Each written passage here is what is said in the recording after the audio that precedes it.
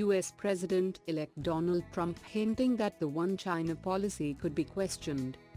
What is the One China policy? How did One China policy come about?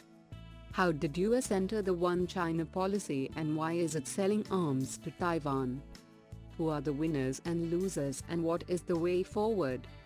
GS Paper 2, Effect of Policies and Politics of Developed and Developing Countries on India's Interests, Indian Diaspora.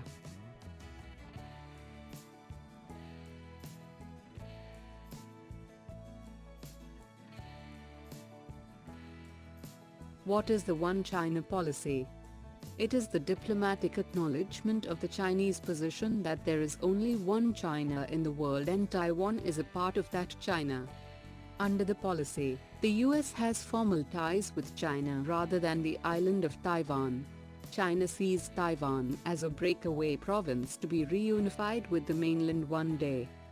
As a part of the policy, Washington maintains a robust, non-official relationship with Taiwan, including continued arms sales to the island.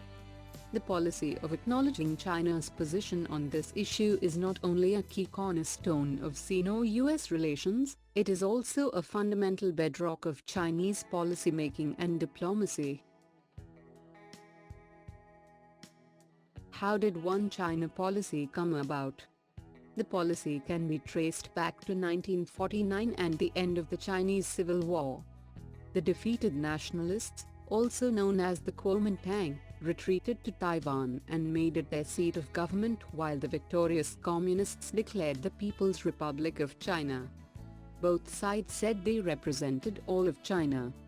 Since then, China's ruling Communist Party has threatened to use force if Taiwan ever formally declares independence, but it has also pursued a softer diplomatic track with the island in recent years. How did US enter the One China policy and why is it selling arms to Taiwan? The diplomatic winds shifted as China and the United States saw a mutual need to develop relations, with countries cutting ties with Taipei in favor of Beijing. In 1979, US passed the Taiwan Relations Act, which guarantees support for the island. Crucially, this act states that the US must help Taiwan defend itself, which is why the US continues to sell arms to Taiwan. It maintains an unofficial presence in Taipei via the American Institute in Taiwan, a private corporation through which it carries out diplomatic activities. Who are the winners and losers? Beijing has obviously benefited the most from the policy, which has cast Taiwan out into the diplomatic wilderness.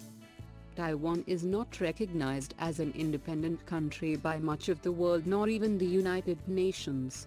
It undergoes extraordinary naming contortions just to participate in events and institutions like the Olympic Games and the World Trade Organization.